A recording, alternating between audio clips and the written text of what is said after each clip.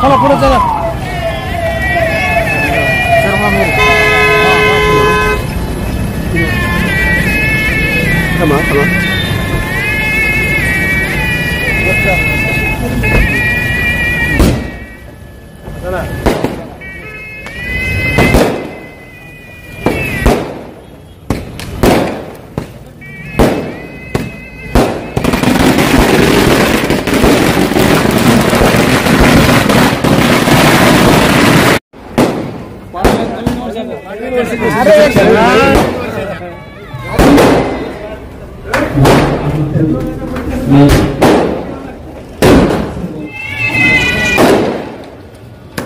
प्रमुख आचार्य गोपालस्वामी, त्याबरोबरच आपल्या महाराष्ट्र राज्याचे सन्माननीय सहकार मंत्री, गोंदिया जिल्ह्याचे पालकमंत्री सन्माननीय नामदार बाबासाहेब पाटील साहेब, त्याबरोबरच आजच्या कार्यक्रमाला उपस्थित राष्ट्रवादी काँग्रेस प्रदेश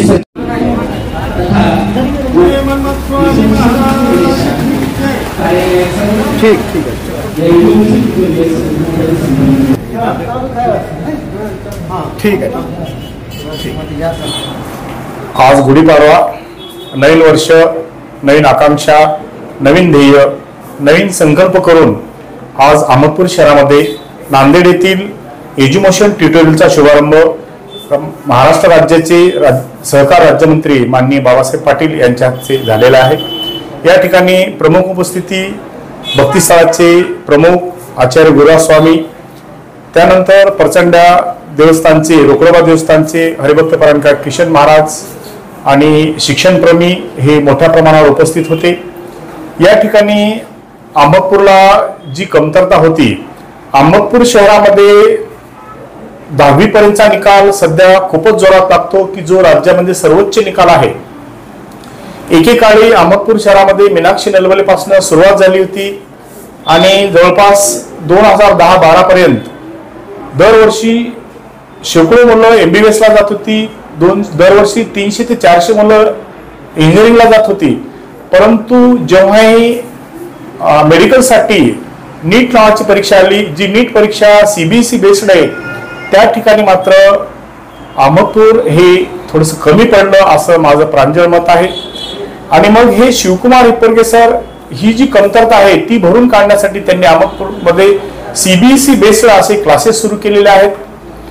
कारण विद्यार्थ्याला 11वी आणि 12मध्ये अचानक प्रयोग करून चालत नाही, तर त्याच्यासाठी त्याचं फाउंडेशन हे 8वी 9वी 10वी पासूनच पक्का व्हावं लागतं. विशेषतः मग हे 9वी आणि 10वी मध्येच तो जर विद्यार्थी CBSE बेस्ड जर तयार झाला तर त्या विद्यार्थ्याला कुठली अडचण येत नाही आणि तो 100% सक्सेस होतो.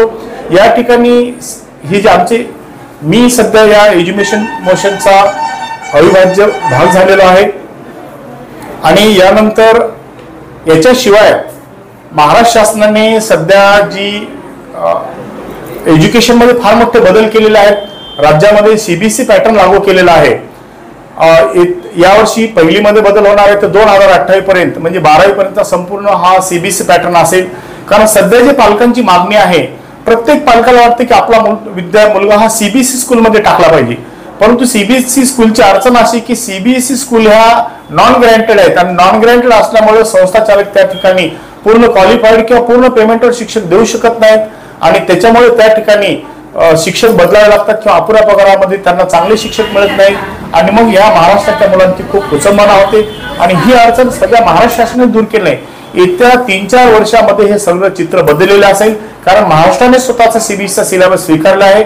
आणि मग ही आम्ही घेऊन अहमदपूरच्या विद्यार्थ्यांना 8वी 9वी 10वी पासून CBSE बेस्ड घडवणार आहे, जेणेकरून 11वी आणि 12वीला या विद्यार्थ्यांना अहमदपूरमध्ये राहूनच IIT आणि नीटचा तयारी 100% करता येईल. या दृष्टिकोनातून आमचे एज्युमोशन हे काम करणार आहे. धन्यवाद. आवाज बहुजनांचा.